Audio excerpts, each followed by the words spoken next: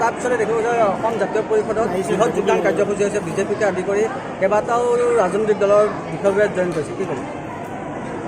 ২৬ৰ নিৰ্বাচনলৈ বৰ বেছি সময় নাই 10টা মাহতকৈ কম সময় আছে আৰু আমি দেখিছোঁ সকলো প্ৰান্ততে সকলো জাতি জনগোষ্ঠী ধৰ্মাৱলম্বী লোক অসম জাতীয়তাবাদৰ ভেটি জাতীয়তাবাদৰ হৈ আমাৰ দলৰ মজিয়ালৈ আহিছে আজি সকলো জাতি জনগোষ্ঠী আহিছে হিন্দীভাষী অসমীয়া ব্যক্তিও আহিছে বাংলাভাষী অসমীয়া আহিছে গোৰ্খা আহিছে আৰু আন আন খিলঞ্জীয়া জাতি জনগোষ্ঠীও সকলো আহিছে আহি এটাই স্লোগান যে আমি বিজেপিৰ ভয়াৱহ যিটো ৰাজনীতি হ'লে আমি একেলগে যুঁজিব লাগিব আৰু সেইকাৰণে আমি দেখিছোঁ যে বিজেপিৰ বহু নেতা কৰ্মকৰ্তা আহিছে TMC আহিছে আপৰ আহিছে গণপৰিষদৰো আহিছে গণপৰিষদৰ হৈ নিৰ্বাচন খেলি পৰাজিত হোৱা প্ৰাৰ্থীও আমাৰ দলত যোগদান কৰিছে এইটো মই ভাবোঁ আশাৰ বতৰ এয়া আৰম্ভণি আৰু আহি থাকিব লগা দিনসমূহত আৰু শক্তিশালী ৰূপত আমাৰ দলত যোগদান কৰিব আমি এটা কথা স্পষ্টকৈ কৈছোঁ আমি যিটো ৰাজনীতি কৰিছোঁ এটা সমাজমুখী ৰাজনীতি মানুহৰ কাৰণে অসমৰ ভৱিষ্যত যদি শক্তিশালী কৰিব লাগে প্ৰতিটো জাতি জনগোষ্ঠী ভাষা ভাষী ধৰ্মাৱলম্বী লোকৰ সমমৰ্যাদা সম অধিকাৰ আৰু সম উন্নয়ন লাগে তেতিয়াহ'লে আমাৰ হাতত এটাই বিকল্প আছে সেইটো জাতীয়তাবাদ আৰু ইয়াত আমি দেখিছোঁ যে বহুতে হিন্দু মুছলমানৰ ৰাজনীতি কৰিছে কোনোবাই ভোট বেংকৰ ৰাজনীতি কৰিছে আমাৰ হাতত যিটো বিকল্প আছে সেইটো সকলোকে লৈ এক কৰাৰ ৰাজনীতি ভাঙি নহয় বিভাজন কৰি নহয় একলগ কৰি সমাজ গঢ়িব লাগিব এইটো আমাৰ সেইকাৰণে আমি কওঁ যে হিন্দীভাষী অসমীয়া বাংলাভাষী অসমীয়া চাহ জনগোষ্ঠী খিলঞ্জীয়া প্ৰতিটো জাতি জনগোষ্ঠী সকলোকে লৈ সমাজ সকলোৱে অধিকাৰ হ'ব আৰু সকলোৰে কাৰণে যুঁজিবৰ কাৰণে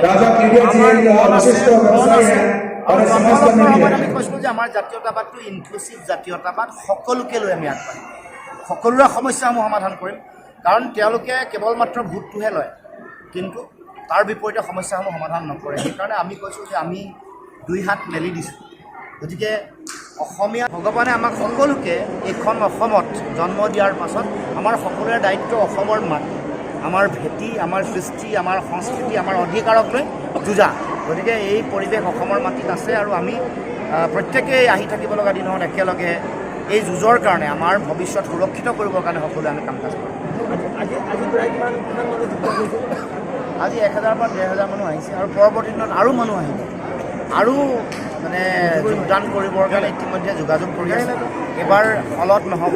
প্ৰেক্ষাগৃহত নহ'ব বা ফিল্ডৰ মাজত যোগদানৰ কাৰণে দিন খুব সোনকালে নিৰ্ধাৰণ কৰিম হিন্দীভাষীৰ কাৰণে কি ক'ব হিন্দীভাষীসকলক কৈছোঁ যে সামাজিক ন্যায় আৰু নিৰাপত্তা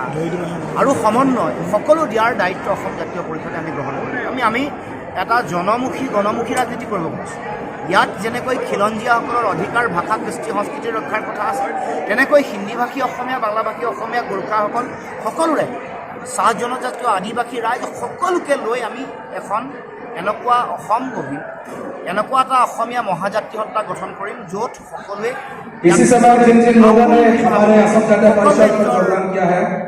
অধিকাৰ বিচাৰি পাব সকলোৱে নিজকে এটা জাতি সত্তাৰ অংগাংগী বুলি অনুভৱ কৰাৰ যিটো পৰিৱেশ নিজকে মৰ্যাদাপূৰ্ণ স্থান এটা বিচাৰি পোৱাৰ যিটো পৰিৱেশ সেইটো গঢ়ি তুলিবৰ কাৰণে অসম জাতীয় পৰিষদ বদ্ধপৰিকৰ আমি অংগীকাৰবদ্ধ আমি সেই লক্ষ্যৰে কাম কৰিম মানে ৰাজনৈতিক অধিকাৰ আজি আহিব কাইলৈ যাব কিন্তু সমাজখন সদায় থাকিব সমাজ আপুনি মই জীয়াই ৰাখিব আমি একতাৰ